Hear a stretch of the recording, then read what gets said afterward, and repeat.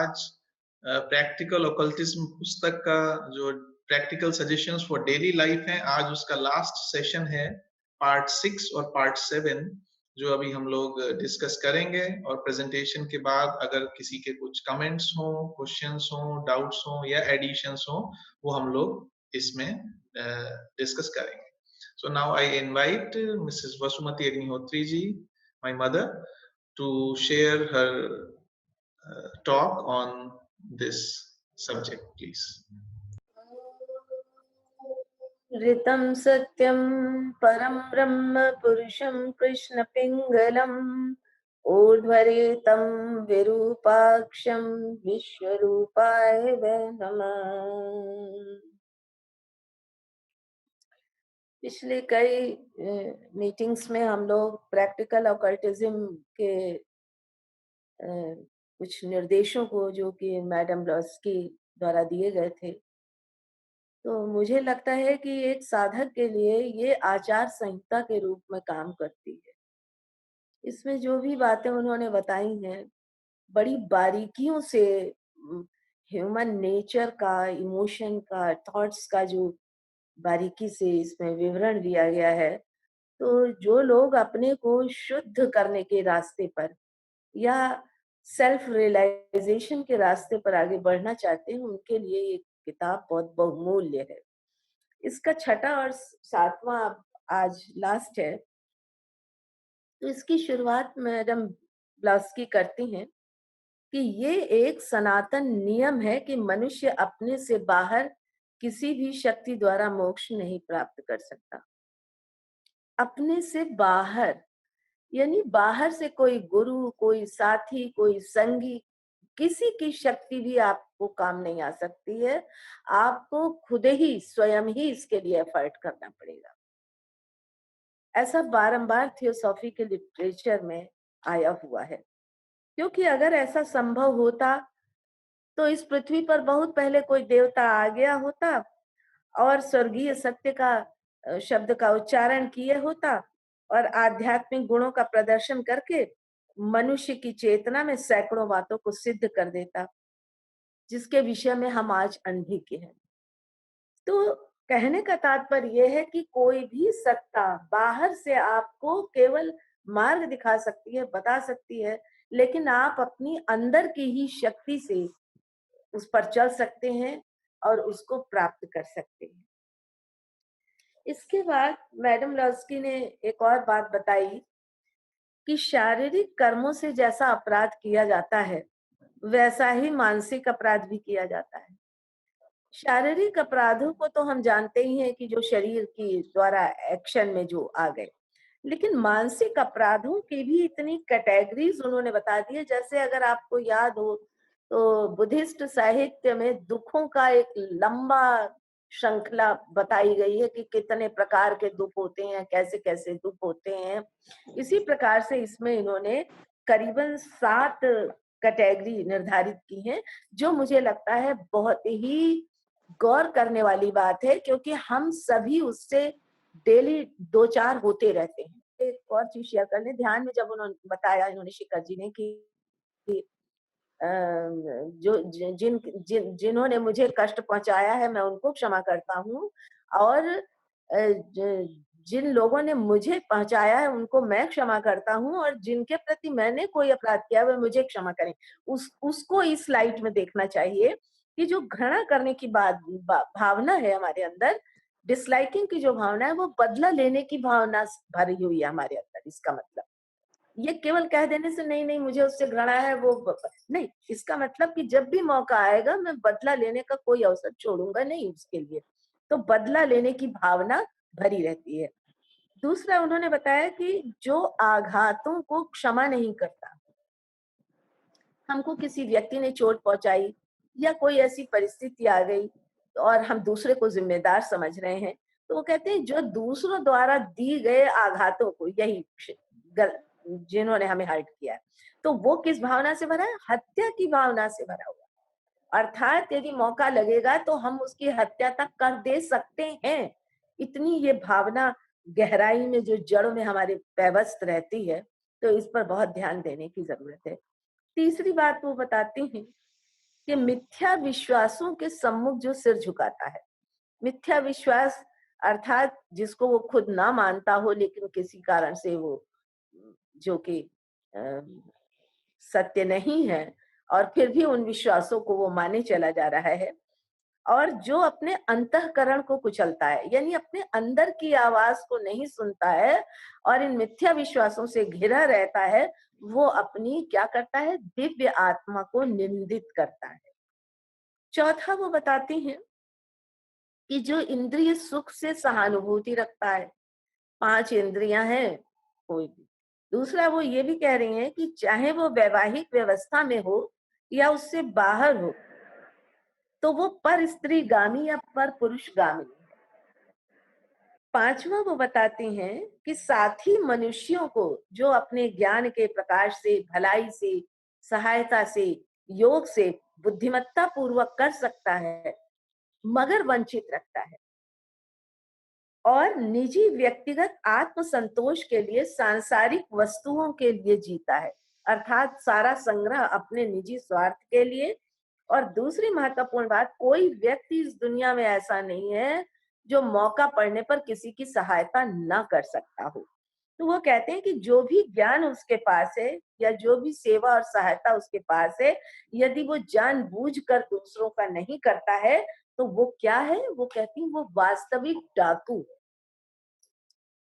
छठा है कि जो अपने साथी मनुष्य के चरित्र को लांछित करता है। ये बड़ा कॉमन है कि 4 लोग इकट्ठे होकर के किसी किसी के चरित्र का पोस्टमार्टम करते ही रहते हैं। तो ये बताती हैं कि जो साथी मनुष्य के चरित्र को लांछित करता है और उसके विषय में मिथ्यारोपण के द्वारा उसके चरित्र का हरण करता है, उसकी गणना भीषण अपराधियों के वर्ग में है। अब ये कहते हैं कि ये इतने उन्होंने पॉइंट्स बता दिए, इससे इतर भी और भी हो सकते हैं, लेकिन ये मुख्य है जिनकी ओर हम ध्यान दें। अब ये कहती हैं कि लेकिन अगर मनुष्य अपने ही प्रति सत्यनिष्ठ हो, यानी जैसा अंदर से है वैसा बाहर हो और शाश्वत के प्रति वो सत्यता उसकी रहे, तो दूसरों के प्रति दयालुता का भाव रखे, तो उन्हें जीवन का अर्थ समझने में और जीवन के मूल्यांकन में उनकी दृष्टि में एक महान परिवर्तन हो सकता है। अब इसके लिए क्या करें? तो वो कहते हैं कि विचार शक्ति को उन्नत करिए। हम लोग इसको पहले भी पढ़ चुके हैं कि विचार शक्ति को जो है उन्नत करने की बात बार-बार कही गई है। उसमें ये कि चित्त की एकाग्रता बहुत ज़रूरी है और भटकते हुए विचारों से हमको मुक्ति पानी है। तो वो कहते हैं कि हम इन विचारों को जो एक तो ध्यान तो है ही, स्टडी भी है और जो स्टडी करें उस पर मनन भी है। तो वो कहते हैं कि अगर हम विचारों के अतिरिक्त इंद्रिय अवलंबित जो जीवन का मिथ्यापन है, यानी जो हम केवल स्थूल शरीर के सुखों में ही रह जाते हैं, इमोशनल और थॉट लेवल पर, उनको हम अपने अंदर उन पर मनन ना करें, उनको प्रवेश करने का मौका ना दें और बारंबार ये विचार करें कि जो मैं हूँ, मेरा ये जो शरीर है और जो मेरे चारों ओर है, वो सब क्षणभंगुर है, मिथ्या है, माया है। इस प्रकार के चिंतन को हम अपने दिन रात अगर माइंड में लें, तो हम इन बुरे विचारों से बच सकते हैं। दूसरे, बुरे विचारों को ना आने देने के लिए जो हमको संकल्प शक्ति का प्रयोग करना होता है, उसके बार-बार प्रयोग करने से मेरी संकल्प शक्ति यानी इच्छा शक्ति की बहुत उन्नति होती है। और इसीलिए इसको इन्होंने बताया है कि बुरे विचारों को संकल्प शक्ति की सहायता से अंदर प्रवेश ना करने दें। और ये भी कहते हैं कि एक सबसे बड़ा मौलिक भ्रम ये है कि हम शरीर से अपनी एकरूपता को मान लेते हैं, जबकि हमें मानना ये चाहिए कि हमारी जीवात्मा का घर है ये, तो ये क्षणभंगुर है। तो युक्ति पूर्वक चेष्टाओं द्वारा स्वभाव की प्रधान दुर्बलताओं पर हम विजय पाएं और लंबे प्रयत्न और अभ्यासों के बाद हृदय में एक रिक्तता और शून्यता पैदा होती है। वो कहते हैं जब हम लंबे समय तक स्टडी है, ध्यान है, मनन है, चिंतन है, ये सब करते रहते हैं, तो हृदय में एक रिक्तता और शून्यता आती है। तो वो कहती हैं इससे भयभीत नहीं होना चाहिए, क्योंकि आध्यात्मिक सूर्य के उदय होने की पहले की ये लालिमा है। ये अग्रदूत है, आध्यात्मिक सूर्य उदय होने का संकेत है। उदासी होगी मगर शिकायत मत कीजिए। विपत्ति और बाधाएं सहायता हेतु हमारे जीवन में है और प्रकृति की ये रहस्यमय चेष्टाएं हैं जो हमारे को सहयोग करती हैं और हमको उन सभी को प्रति एक शिष्य की भांति कृतज्ञ रहना चाहिए। शिकायत जो है वो विकास नियम के विरुद्ध विद्रोह के समान है। इसे पिछली मीटिंग्स में भी हम लोग काफी ले चुके हैं कि जो विकास का नियम है उसके या विधान जो है उसके प्रति विद्रोह है अगर हम शिकायत करते हैं। और वो कहती हैं कि विशेष रूप से हमको अपने माइंड से क्या चीज दूर रखनी है, वो है भावी क्लेश जो अभी आए नहीं। हम सभी कहीं ना कहीं भविष्य में आने वाली दुर्घटनाओं को लेकर के चिंतित रहते हैं। तो वो कहती हैं कि मैडम ब्लास्की कहती हैं कि पूर्वकृत कर्म बदले नहीं जा सकते और ना जो वर्तमान के हमारे अनुभव हैं और स्थितियां हैं उन्हें ना तो दूर रखा जा सकता है और ना उन्हें दूर ही रखने की कोशिश करनी चाहिए, किंतु आने वाली घटनाओं से सोच सोचकर हमको विचलित नहीं होना चाहिए और भविष्य के प्रति कोई भय नहीं रखना चाहिए। प्रत्येक कर्म और भाविक उत्तेजना, ये भाविक उत्तेजना हमको बार बार गिराती है, तो प्रत्येक कर्म और भाविक उत्तेजना जो वर्तमान या भविष्य में पीड़ा का कारण हो उससे हमें बचना चाहिए। ये जिस्ट था 6 चैप्टर का। और अब 7th और अंतिम चैप्टर का जो है ये निष्कर्ष स्वरूप उन्होंने दिया है कि उच्च आदर्श के अनुकूल हम अपने को गढ़ते रहें। अब हमारा कर्तव्य क्या होना चाहिए, एक साधक और एक जिज्ञासु और इस मार्ग पर चलने वाले पथिक का क्या उद्देश्य होना चाहिए? तो उन्होंने कहा हमें उच्च आदर्शों के अनुकूल अपने को गढ़ता रहे, लेकिन केवल दिखावे के लिए नहीं बल्कि वास्तव में। तो वह कभी भी असफल नहीं हो सकता। और ये भी हमें जानना चाहिए कि इस मार्ग में मान सम्मान नहीं मिलने वाला है, आपको मान अपमान भी मिलेगा और अहंकार को और भावनाओं को कुचलने वाली तमाम व्यक्तियां और स्थितियां भी होंगी। तो वो कहते हैं मानव जीवन की विस्तृत संभावनाओं का ठीक यह ज्ञान, यानी मानव जीवन की कितनी संभावनाएं विकास की हो सकती हैं और जो वर्स्ट जो विधान स्वरूप हमारे जीवन में आ सकता है, इसका ज्ञान ही हमें किम कर्तव्य विमूढ़ता के भाव को निर्मूल करने में और उदासीनता को उत्साह में परिणत करने में सहायक होगा। अब वो कहते हैं कि जब जीवन का लक्ष्य ये स्पष्ट हो जाता है कि हमें सेल्फ रियलाइजेशन के मार्ग पर चलना है और इसकी दिव्य संभावनाएं एक बार हमारे हृदय में अंकित हो जाती हैं, तो जीवन जीवन के लिए ही जीने योग्य बन जाता है। केवल जीवन जीने के लिए ही हम जिए, ऐसा जब हमारा उद्देश्य स्पष्ट होता है और उसकी दिव्य संभावनाएं हमारे हृदय में पक्के रूप से बैठ जाती हैं, तब हम जीवन जीवन के लिए जी पाते हैं। जीवन के इस उच्च स्तर तक पहुंचने के लिए सबसे सीधा और निश्चित मार्ग उन्होंने बताया है स्वार्थहीन परोपकार के सिद्धांत का साधन। लेकिन विचार में ही नहीं, विचार में भी और जीवन के व्यवहार दोनों में ही इस प्रकार की उन्नति का साधन मनुष्य के अंदर ही रहता है। अस्तु जीवन के ऊंचे से ऊंचे स्तरों पर उन्नति करते चले जाने का और इस प्रकार जीवन के स्पष्ट उद्देश्य के पालन करने के लिए प्रकृति के साथ सहयोग करने का अवसर प्रत्येक व्यक्ति को मिलता है। प्रकृति प्रत्येक की सहायता करती है। अगर हम ये विश्वास करते हैं कि जीवन का एकमात्र उद्देश्य है स्थूल जीवन को संतुष्ट और सुख में रखना और स्थूल सुख से ही आनंद के सर्वोच्च संभव अवस्था की प्राप्ति होती है, अगर हम ये सोचते हैं कि हमारे चारों ओर और स्थूल सुख भौतिकवाद पूरी तरह से है और आनंद की सर्वोच्च अवस्था हम इससे प्राप्त कर सकते हैं, तो वो कहती हैं तो हम नीचे को ऊंचा मान लेते हैं और माया को ही सत्य समझने की गलती करते हैं। हम लोगों के जीवन की ये स्थूल शैली जो है, ये हम लोगों के शरीरों के स्थूल संगठन का परिणाम है। शरीरों का मतलब हमारा शरीर जिन एटम्स के एकत्रित होने से बन गया है, ये उस कारण है। तो वो कहते हैं कि यदि हम ऐसे विकास पथ पर पड़े जिसमें कि जड़वादिता कम हो, भौतिकतावाद कम हो और सूक्ष्मता अधिक से अधिक आ जाए, तो निश्चित ही सभ्यता का एक बहुत ही भिन्न क्रम स्थापित हो सकता है। बहुत सी वस्तुएं जो हमें जरूरी प्रतीत होती हैं वो उपयोगी नहीं रह जाएंगी। उन्होंने एक उदाहरण भी दिया कि जैसे यदि हम विचारों की गतिवेग से, मतलब इतना हम सक्षम हो जाएं कि हम विचारों की शक्ति से ही कहीं आ जा सकें, तो जैसे यदि हम विचारों को गतिवेग से पृथ्वी के एक स्थान से दूसरे स्थान पर जा सकें, तो आधुनिक यातायात की शैली आवश्यक नहीं रह जाएगी। मनुष्य में जो सूक्ष्म शक्तिशाली देवता है, वह स्थूल देवता नहीं है, वह जड़ पदार्थों की सीमाओं के बंधन से स्वतंत्र है। इसका मतलब मनुष्य के अंदर जो दिव्य संभावनाएं बहुत है, आपको पढ़े होंगे पिछले उसमें या और बंधुओं ने शायद पढ़ा हो कि पिट्यूटरी और पीनियल ग्लैंड्स 7 तत्व हैं, लेकिन अभी 5 ही काम कर रहे हैं। तो जब ये 2 भी खुल जाएँगी, तो मनुष्य एक-दूसरे के विचारों को पढ़ सकेगा और अतीत और भविष्य के में भी वो गोते लगा सकेगा।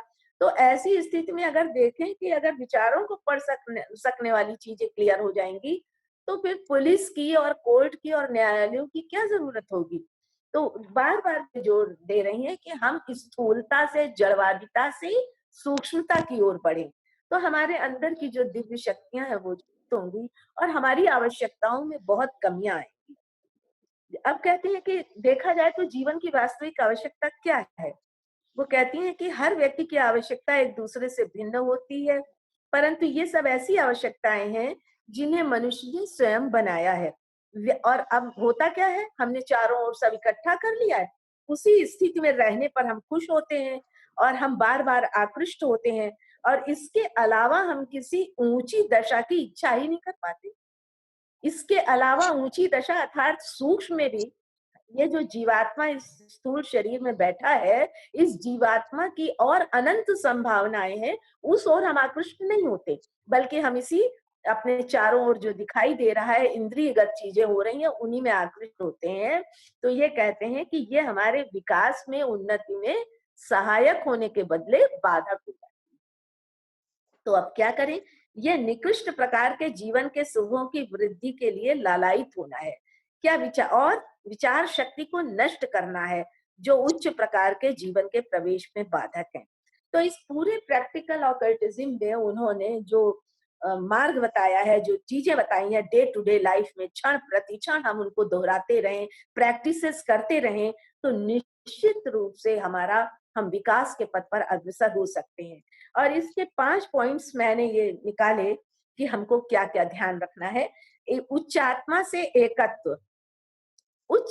से एकत्व का अनुभव करना और इसका मतलब है कि हम सबके साथ एक रूप हैं। अगर हम उच्च आत्मा से एक रूप हैं, तो हम सबके साथ एक रूप हैं। दूसरा निस्वार्थ सेवा विचार में और जीवन के व्यवहार में, दोनों में। ये दूसरा पॉइंट। तीसरा है कि देहात्मा को मैं समझने का जो भ्रम है, निरंतर वैराग्यपूर्ण अभ्यास से उसे दूर करने का कोशिश करें। और लास्ट है कि ये जो बर्बरता, उदासीनता और स्वार्थपरता की जो बाहरी जड़ हमें दिखाई देती है, ये किसमें निहित है ये पाप? जो हम अलग महसूस कर सेपरेटनेस की फीलिंग, यानी पृथकत्व की भावना। ईश्वर से हम अपने को अलग कर लेते हैं, मनुष्य से मनुष्य को अलग कर लेते हैं और प्रकृति से मनुष्य को अलग कर लेते हैं। तो ये जो सेपरेटनेस की मार्ग प्रकाशनी में आया भी है कि पृथकता का भाव जो है सभी पापों का मूल है। तो ये कुछ 4-5 पॉइंट्स मैंने निकाले थे इस पूरी पुस्तक से जो आपके सामने शेयर किया और आज का हमारा ये सेशन और जो भी शेयरिंग मुझे करनी थी मैंने करी और अब आप लोगों की प्रतिक्रियाएं या जो भी इसमें ऐड करना है या जो भी सुझाव देने हैं उसका स्वागत करती हूँ। धन्यवाद। नमस्कार। आपने ने अच्छे से प्रेजेंट किया और आज चूंकि ये पुस्तक का अंतिम सेशन है, सो मेरी रिक्वेस्ट है सबसे, जो भी प्रश्न आज के विषय में या पहले के स्टडी के विषय में प्रश्न या डाउट या क्लैरिफिकेशन या एडिशन हो, प्लीज पूछ पूछ लीजिए, या अगर आपके कोई अन्य विचार हैं वो भी यहाँ पे शेयर करने के लिए एवरीबॉडी इज वेलकम। मैं I was willing to ask, I was अब थिंकिंग इसमें नहीं आ रहा है। ब्रदर चलो कोई बात नहीं। Marty and सिस्टर थ्रीटी, आपको हिंदी, इतना हिंदी समझने में मुश्किल तो नहीं थी? बिल्कुल नहीं, कोई दिक्कत नहीं। Okay, okay, okay. Thank you. That's good. Good. That's good news. Anything you would like to say, Brother Bhatti? Because yesterday we had a talk on occultism and mysticism. Yes. Now, occultism and mysticism, I understand occultism to be something negative and from an evil force, but mysticism is coming from a force that is divine.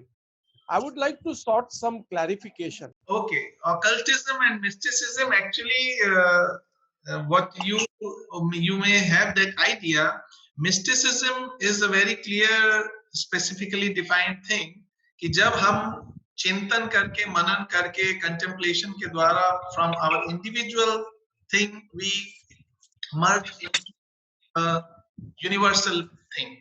So our individuality is finished, and then we merge in the whole. That is mysticism, and there is no particular process for that by just contemplation and meditation. Occultism is not necessarily bad. Otherwise, that's why in the first part of this book, ये जो practical occultism की जो book है, इसमें जो first part है, उसमें H.P. Blavatsky ने यही she has made very clear that there is occultism and then there are occult arts. Occultism only means that which is hidden. So there is practical occultism that in various traditions there is a path of initiations in which under a direct supervision of a master the disciple is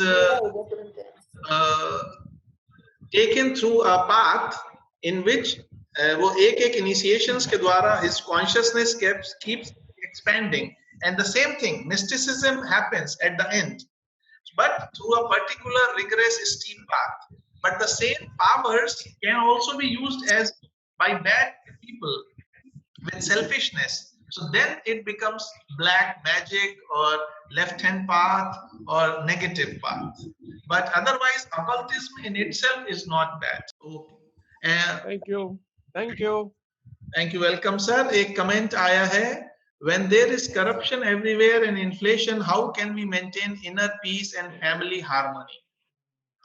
ये अपूर्व पारेख जी ने प्रश्न पूछा है कि जब चारों तरफ corruption है, महंगाई है और अलग-अलग तरह की समस्याएं हैं, तो हम ऐसे में अपने मन की शांति को और परिवार में शांति को कैसे बनाए रख सकते हैं? अर्चना मौसी जी, आप इस विषय पे कुछ प्रकाश डालना चाहेंगी? जो प्रश्न अभी पूछा है अपूर्व पारेख जी ने। तो मुझे ये लगता है कि बाहर जो परिस्थितियां हैं वो है अपनी जगह। अगर हम उनमें कोई चेंज ला सकते हैं तो हमें एफर्ट करना चाहिए, और अगर हमें लगता है कि हम उसमें चेंज नहीं ला सकते हैं तो फिर हमें अपने में चेंज लाना होता है।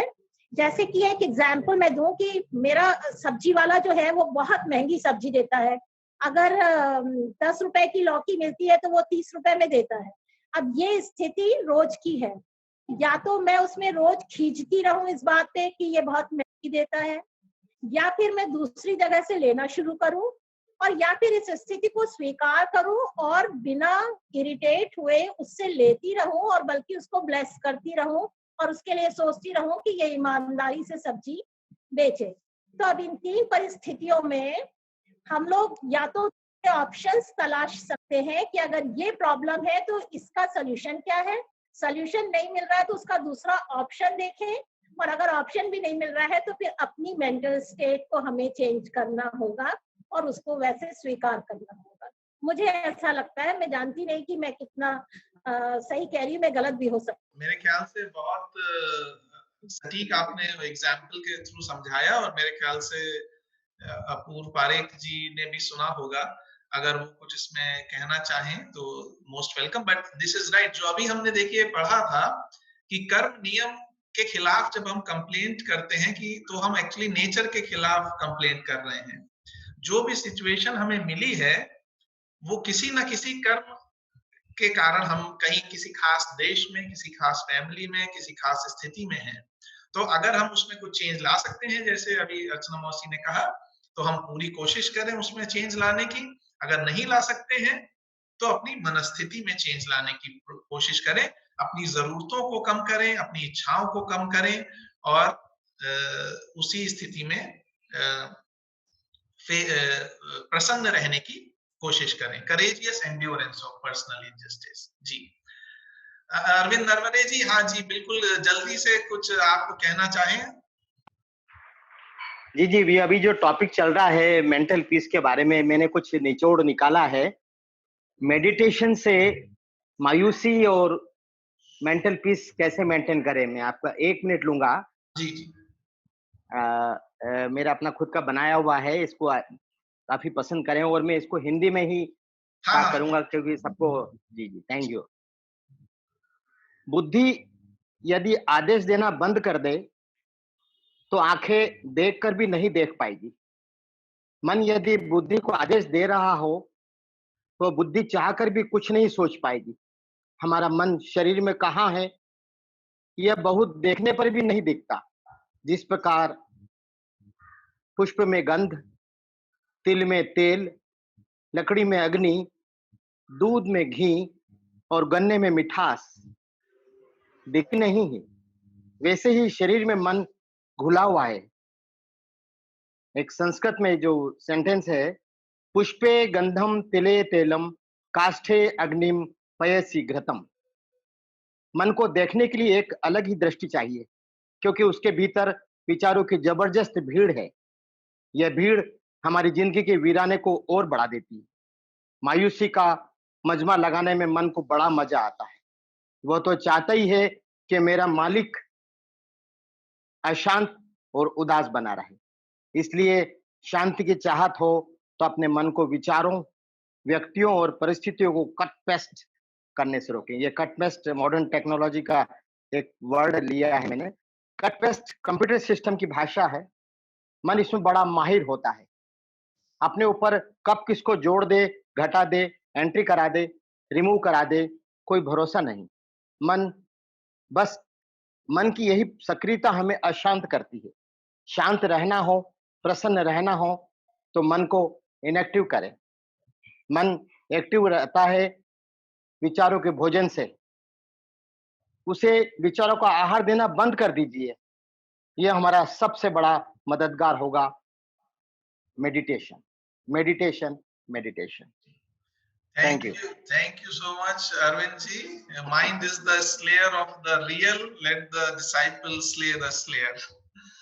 आपके इसमें कुछ कमेंट्स बताइए मुझे, आपके कमेंट्स कुछ बताइए। नहीं, अरे कमेंट्स क्या, ये तो ध्यान करने वाले सेंटेंसेस हैं आपके सब। आपने बहुत अच्छे से एक्सप्लेन किया। और हमारे अगर कोई और साथी भी, विकास जी शायद कुछ बोलना चाह रहे हैं तो उनको पहले हम मौका दें। जी, इसमें मेरा एक प्रश्न है आपसे। जी जी। कि हम गंदे विचारों का भोजन क्यों देते हैं मन को? मतलब इंक्लूडिंग मी, मैं भी शामिल हूँ उसमें। जी। उसको आप अदरवाइज नहीं ले, आई एम इन्वॉल्व दिस, कि हम गंदे विचारों का भोजन क्यों देते हैं मन को? इसको हम लोग लेंगे सर। जस्ट विकास जी कुछ कहना चाह रहे हैं। जी सर, जैसे विचारों की बात कर रहे हैं ना, तो विचार शून्य कर ले, बजाय मेरे को लगता है कि विचार शून्य की जगह हम विचारों में पॉजिटिविटी ले आए। यदि हम पॉजिटिविटी का फूडिंग लेंगे तो हमारे विचारों में डेवलपमेंट अच्छा होगा। मेरे को ऐसा लगता है, हो सकता है मैं गलत भी हूँ, लेकिन विचार शून्य में तो लगता है कि हम कुछ सोच ही नहीं रहे, मेडिटेशन में जीरो में चले गए। जैसे आपने बार बार मेडिटेशन के पार्ट में बोला था कि आपका मन भटकता है, तो आपका एक पॉजिटिविटी का पार्ट है कि आपको श्वासों में मन को अटकाना है। या दोबारा आपने बोला था कि आपको टॉप टू बॉटम मन को लगाना है। तो these all are factor towards the direction of the positivity. But यदि नल कर लेंगे तो हम कैसे, मतलब उस चीज को कंसंट्रेट करेंगे? बिल्कुल, नहीं, बहुत आपने सही बात कही कि अगर ध्यान पूर्ण अवस्था में है तो विचार आएंगे ही नहीं। लेकिन अरविंद जी ने जो कहा कि जो नेगेटिव विचार ये आते हैं उनको हम पोषण देते ही क्यों है, ये बड़ी एक्चुअली इंटरेस्टिंग चीज है। एक्चुअली एक तरीके से मुझे अभी ये थॉट आया कि ये एक्चुअली एक अच्छा लक्षण है कि अगर हम कोई नेगेटिव विचार आ रहे हैं, क्योंकि विचार हमें वही इम्प्रेस करेगा जिसके बीज हमारे अंदर अभी बाकी है। अगर वो नेचर, अगर ईर्ष्या का नेचर, द्वेष का नेचर, कामुकता का नेचर, भय का नेचर के जो बीज हैं, अगर हमने पूर्णतया जला दिए हैं, तो हमें ये भावनाएं, ये विचारें टच भी नहीं कर सकते। लेकिन अगर ये विचार अभी हमारे तक आ रहे हैं और हम उसमें इन्वॉल्व हो जा रहे हैं, तो ये एक्चुअली एक सिम्टम है। जैसे हम कहते हैं बुखार आना एक अच्छी चीज है, क्योंकि अगर बुखार आ रहा है तो बुखार अपने आप में कोई बीमारी नहीं है, but it is a symptom कि शरीर में कुछ गड़बड़ है। तो बुखार आना एक अच्छी चीज है। तो उसी तरह अगर हमारे पास नेगेटिव विचार आ रहे हैं, तो ये अभी हमें संकेत है, ये हिंट है कि अभी हमारे अंदर वो मैग्नेट बाकी है जो हम इन वाइब्रेशंस को अट्रैक्ट कर रहे हैं। अगर हमारे पास टेलीविजन है तो हमारे पास केवल टेलीविजन चैनल्स आएंगे, उसमें रेडियो चैनल्स नहीं आ सकते। लेकिन अगर हमारे टेलीविजन में ही रेडियो भी इनबिल्ट है, तो उसमें रेडियो चैनल्स भी आएंगे, टेलीविजन चैनल्स भी आएंगे, और भी अगर हम कुछ देखना चाहते हैं वो भी आएंगे। तो इसका मतलब जो विचार हमारे पास आ रहे हैं, हमें ये समझना चाहिए कि बीज हमारे अंदर अभी मौजूद है, और उन बीजों को निकालने का ही ये जो काम मेडिटेशन के जरिए हम लोग कर रहे हैं। जब हम उसको जज नहीं करेंगे, क्यों, जैसे ही कोई विचार आया और हम उससे लड़ाई करने लगे, अरे दूर हटाओ, इसको दूर करो, गंदा विचार है, तो हम एक्चुअली उसको और एनर्जी दे रहे हैं। और जब हम उसको और एनर्जी दे रहे हैं तो हम अपने अंदर उसको और स्ट्रॉन्ग कर रहे हैं। लेकिन अगर जैसे ही कोई चीज हमारे सामने आती है, हमने उसे केवल देखा लेकिन उसे कोई एनर्जी नहीं दे रहे हैं, उससे लड़ाई भी नहीं कर रहे हैं, उससे एंगेज भी नहीं हो रहे हैं, तो ऑटोमेटिकली थोड़ी देर बाद वो ड्रॉप हो जाएगी। और इस तरह धीरे धीरे वो जो हमारी आदत बनी हुई है इन सब नेगेटिव विचारों की, वो धीरे धीरे जो हमारा इम्पल्स है, जैसे गाड़ी को हम ब्रेक भी लगाते हैं तो वो थोड़ी दूर तक जाती है, डिपेंडिंग उसकी स्पीड कितनी है। तो उसी हिसाब से जब हम रेगुलर ध्यान करेंगे, तो ये वाला कोई एफर्मेशंस या एफर्मेशंस भी जब हम देते हैं तो बहुत सुपरफिशियल हो जाते हैं। लेकिन जब हम अपने गहराई में जाके उनको जड़ से उखाड़ते हैं, तो वो फिर हमेशा के लिए हमसे दूर हो जाते हैं। जी, एनीथिंग एल्स कोई शेयर करना चाहे? हमारे पास 2 मिनट बचे हैं। Thank you for your participation. Thank you sir. Amanpreet ji आज पहली बार जुड़ रहे हैं हमारे साथ, आप कुछ कहना चाहेंगे? नो सर, थैंक्स लॉट, बस सारा कुछ सुन रहा हूँ और कोशिश कर रहा हूँ कि ये मेरे जहन में गहरा उतर जाए। Thank you for joining. And sister Jasmine, you would like to say something? No, brother, thank you so much. But I did find the Hindi a bit high. So I will later ask Bertie to explain a couple of things to me. But on the whole, I would never miss your talk. It's very enlightening. Whatever little I could understand. Thank you so much. That was my concern because we talk in Hindi here. So no, I'm fine with Hindi, but I'm fine with Hindi that is taught in the school. But yes. This was on a higher level, brother. Yes. That's why I found it a little difficult. Just a few words.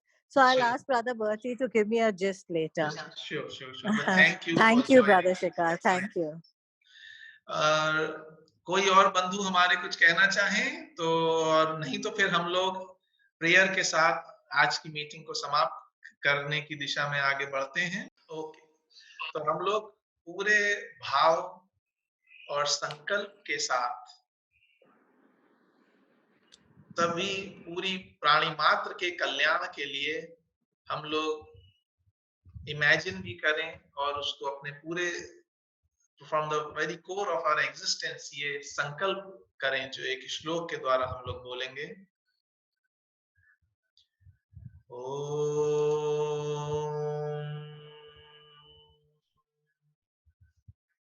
सर्वे भवन्तु सुखिनः, सर्वे सन्तु निरामयाः, सर्वे भद्राणि पश्यन्तु, मा कश्चित् दुःख भाग् भवेत्। Om Shanti Shanti Shanti. Thank you everyone for joining and encouraging this large meeting and sharing. आप सब लोग जो अपने विचार शेयर करते हैं और इस मीटिंग को और वैल्यूएबल बनाते हैं।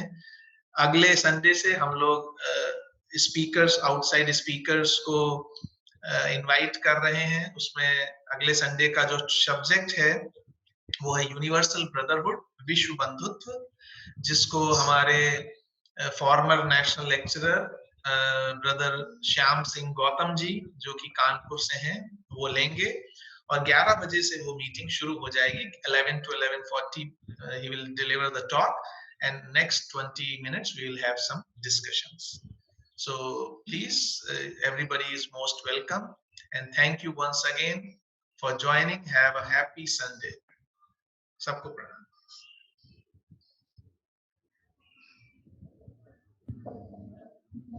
Thanks to all of you. Thanks to all. Thank you. Thank you, sir. Okay, Tripathi ji नमस्कार, Vikas ji, Apurva Parekh ji, Jinu master ji, thank you for coming, Sharma ji, Amanpreet ji, Saluja ji, brother Bertie. Thank you. It was a very good experience. Thanks. Thank you, sir, for coming. Okay. Thank you, Arvind. Thank you, Sister Vasumati ji, my mother, for taking up this session here.